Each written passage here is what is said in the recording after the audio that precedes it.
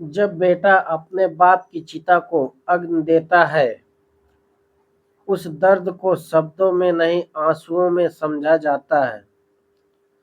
नमस्कार मित्रों, आप सभी का स्वागत है एक बार फिर से हमारे यूट्यूब चैनल @lovyofficial.com पर, जहां हम लेकर आते हैं हर दिन नई पौराणिक, भावात्मक और दिल को छू जाने वाली कहानियां। आज की कहानी है दशरथ की अंत्येष्टि और भरत का त्याग।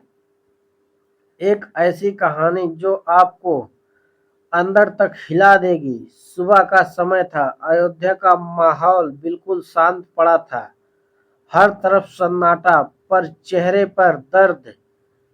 राजमहल में गुरु वशिष्ठ खड़े थे और सामने थे भरत। आंखें लाल, चेहरा सूजा हुआ और दिल टूट चुका था। गुरु वशिष्ठ ने धीमे से कहा, बेटा भरत, अब अपने पिता का अंतिम संस्कार करो, यही धर्म है। भरत का दिल मानने को तैयार नहीं था, लेकिन फिर भी उन्होंने खुद को संभाला। तेल के कुंड से जब महाराज दशरथ का शरीर निकाला गया और अर्थी पर रखा गया, बस वही पल था। भरत टूट गया। वो जोर जोर से रोते हुए बोले, हाय पिताजी, आप हमें छोड़कर चले गए। एक बार तो मुझसे बात कर लेते। क्या मैं इतना बुरा बेटा था? राम भैया बन चले गए, आप भी चले गए। अब मैं किसके सहारे जीऊंगा? पूरा महल रो रहा था। ऐसा लग रहा था जैसे अयोध्या की आत्मा ही रो रही हो। तभी गुरु वशिष्ठ ने थोड़ा कठोर स्वर में कहा, भरत, अब खुद को संभालो, राजा का धर्म निभाओ। भरत ने आंसू पोंछे और अपने पिता की अर्थी को बड़े सम्मान से सजाया। रत्न, फूल और पूरे विधि विधान से। फिर भरत, शत्रुघ्न और मंत्रीगण ने मिलकर अर्थी को कंधा दिया। जब शव यात्रा निकली तो पूरी अयोध्या पीछे पीछे रोती हुई चल पड़ी। रास्ते में गरीबों को सोना चांदी बांटा जा रहा था, क्योंकि राजा दशरथ सिर्फ राजा नहीं, जनता के पिता थे। सरी नदी के किनारे चिता सजाई गई। चंदन, गुग्गुल की खुशबू और चारों तरफ रोने की आवाज। रानियां रो रो कर बेहाल थी। और फिर वो पल आया जिसे कोई बेटा कभी नहीं देखना चाहता। भरत ने कांपते हाथों से चिता को अग्नि दी और देखते ही देखते एक महान राजा पंच तत्व में विलीन हो गए। 13 दिन बाद सारे संस्कार पूरे हो चुके थे। मंत्रीगण भरत के पास आए और बोले, राजकुमार, अब आप ही अयोध्या के राजा हैं। कृपया सिंहासन संभालिए। भरत ने जो जवाब दिया वो इतिहास बन गया। उन्होंने कहा, रघुकुल की परंपरा है कि बड़े भाई ही राजा होते हैं। इस सिंहासन पर मेरा कोई अधिकार नहीं।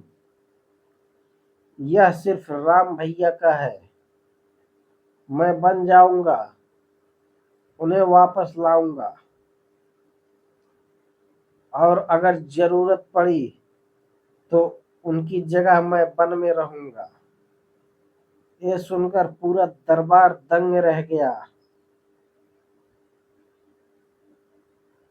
ऐसा त्याग, ऐसा प्रेम आज तक किसी ने नहीं देखा था।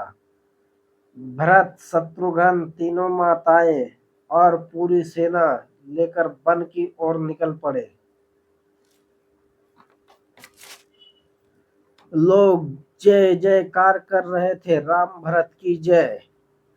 रास्ते में वे पहुंचे ऋषिंगवेरपुर, जहां रहते थे निषाद राज गुह। जब गुह को पता चला कि भरत सेना लेकर आए हैं तो उन्हें शक हुआ। उन्होंने अपने सैनिकों से कहा,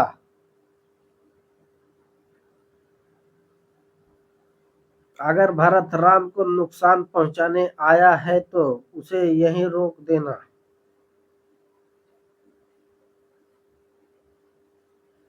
लेकिन जब भरत सामने आए तो उनका दर्द, उनकी सच्चाई सब साफ दिखाई दे रहा था। भरत ने कहा, मैं अपने भैया को वापस लेने आया हूं, राज देने। ये सुनकर गुह की आंखों से भी आंसू आ गए। उन्होंने कहा, आप सच्चे भाई हो। अगले दिन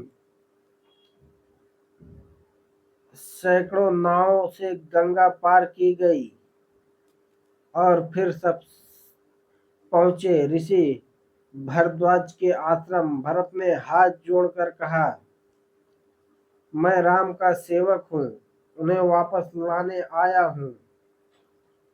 ऋषि मुस्कुराए और बोले, भरत तुम महान हो। राम इस समय चित्रकूट में है। अगले दिन भरत चित्रकूट की ओर चल पड़े, लेकिन उन्होंने सेना को रोक दिया। भैया के पास शांति से जाऊंगा, राजा बनकर नहीं, भाई बनकर। सच्चा प्यार कभी सत्ता नहीं चाहता, और सच्चा भाई वही जो अपना हक भी छोड़ दे। अगर भाई ऐसा हो तो जिंदगी धन्य हो जाए। बताओ दोस्तों, क्या आज के समय में ऐसा भाई मिल सकता है? धन्यवाद मित्रों। यह कहानी कैसी लगी कमेंट बॉक्स में जरूर बताएं। फिर मिलते हैं अगली कहानी के साथ, जहां हम प्रतिदिन लेकर आते हैं प्रेरणादायक पौराणिक रहस्यमयी कहानियां ऐसी जो दिल को छू जाए।